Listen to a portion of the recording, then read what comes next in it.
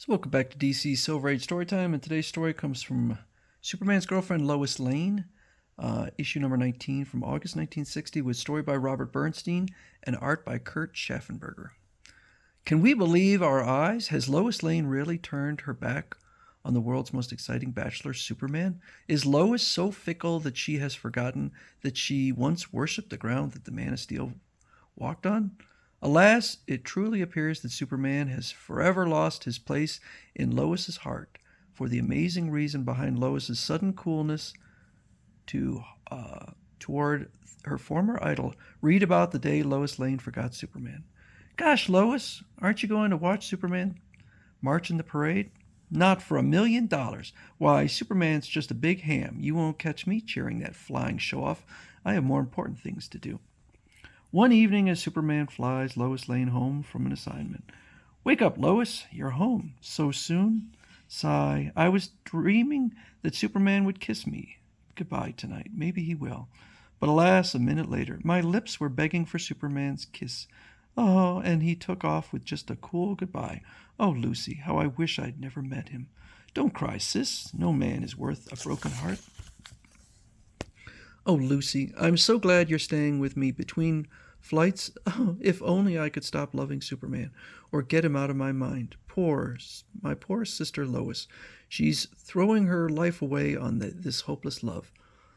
2 days later, on an airliner, as stewardess Lucy Lane walks down the aisle. Hey, folks, look who... It seems inappropriate. Look who's aboard. The great Majo, the famous hypnotist. Gosh, Majo, I'm a fan of yours. Thanks, stewardess. So this woman starts having a panic attack, and the great Majo comes up. Look at me, madam. Relax. Ah, that's it. You are no longer afraid of flying. Why, you love flying. And so Lucy starts to get an idea. Gasp! The great Majo cured her of her fears. Holy cats! Maybe he can stop Lois from loving Superman. So she brings Lois to watch, or I guess to meet with the great Majo. I think I can do the job, Miss Lane, but remember, any sudden shock will break the spell and restore your love for Superman. Proceed with the hypnosis. I must stop loving him. And so he goes ahead and hypnotizes her. I will forget I ever loved Superman. He means nothing to me.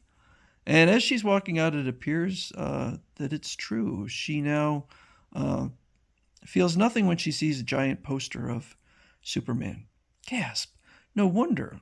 No reaction. I wonder how she'll respond to this big parade, but she's more irritated than anything else at seeing Superman. Yes, Mr. White, Lois has been hypnotized out of her love for Superman. Only a sudden shock could restore her former feelings. You're right, Lucy. Lois is ignoring the parade. Once Superman meant everything to her, now he's nothing. So Clark approaches Lois, who's having problems with her typewriter ribbon, to help out. What a gentleman Clark is, always so sweet and courteous. How come I never appreciated him before? I must get this guy to date me. Lois is staring at me so intently. Something is up. One good turn deserves another, Clark. The Daily Planet's movie critic gave me the tickets for tonight's 3D Cinedrama premiere. So I'm taking you, okay?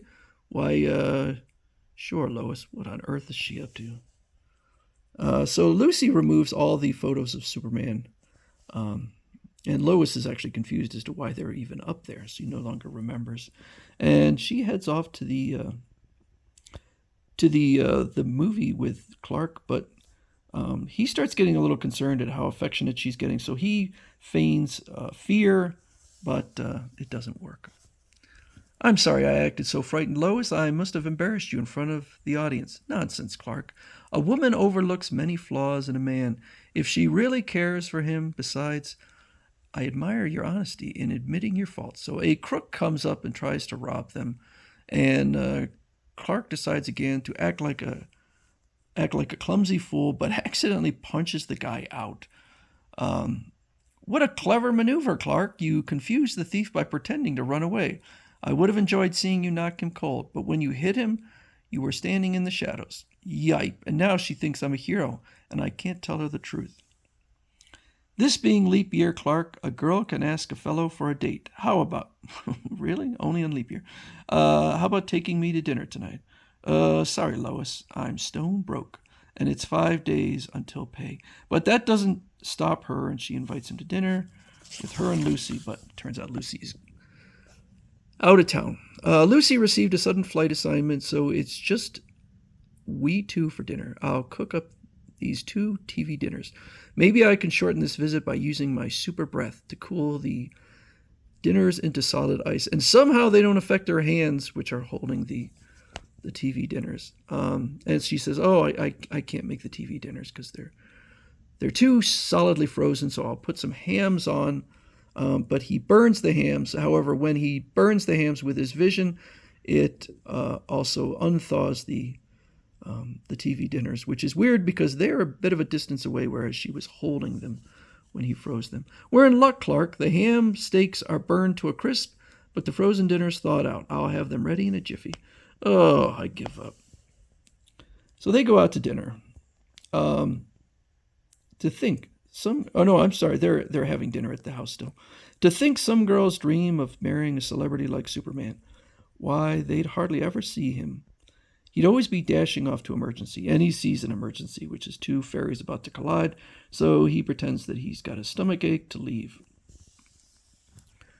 I've come between these 2 ferries in time to kick them off in different directions, straight towards their ferry slips. The next morning, as Clark, happy to have no appointment coming up with Lois, looks at his desk, calendar pad. Golly, Lois is getting in my hair night and day. I had more privacy when she was hero worshipping Superman. So she says, remember, Clark, dear, tonight's the annual Planet Ball. Save all your dances for me. Love, Lois.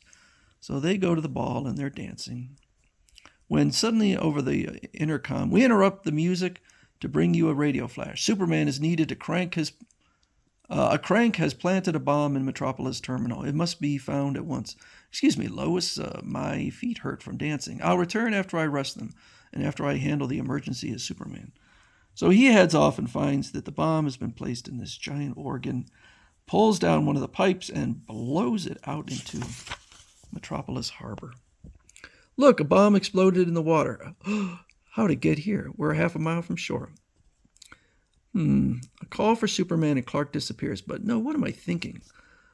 Thinking of timid Clark couldn't be Superman.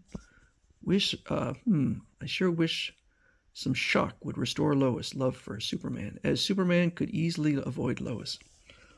So they're out at the beach, and somebody comes running up and says there is a school of sharks on the beach. Clark's disappearance and Superman's appearance once again is too coincidental. If Clark is Superman, I'm through with him. Before I get more involved, I must find out if Clark is Superman's secret identity. So he takes care of the sharks. And the next night at the planet, as Clark works on a late edition. Look, Clark, a practical joker friend loaned me this prop machine gun. He said it fires blanks. I'll try it out. Don't aim it at me, please. It may be loaded with real bullets. The next moment, yay, rat-a-tat-a-tat. Don't be afraid, Clark. I was just testing to see if you were Superman, and you're not. Superman wouldn't fear bullets because he's invulnerable, although he may fake it. This prop machine gun does only fire blanks. I'm so happy you're not Superman. I wouldn't be his wife for anything in the world. But those were real bullets, Lois. Look at the holes in the window. You almost killed me. Then they were real bullets. You might have been killed, and I'd have been guilty of murder. That's her concern. Sure, they were blanks. The instant she pointed that gun, I sighted down the barrel with my microscopic vision and read the name of a company that only manufactures blank bullets. Not wanting Lois to think I was Superman, I pretended fear. But as I fell, I thrust my steel-hard fingers at bullet speed through the windows, creating fake bullet holes. Shortly as Lois recovers from her faint, Clark Kent, how dare you put your arms around me? You know I love only Superman. Good, my trick worked. The shock of thinking she'd almost killed me destroyed Lois's hypnotic spell. She loves Superman again. Presently, as Clark secretly trails Lois to her apartment house, what are my beloved Superman pictures doing in the ash can? How dare you throw them out, Lucy? That's the man I love, and I'll never give up till I marry him. Oh, well, I guess I can't win either way. So that's a fun story.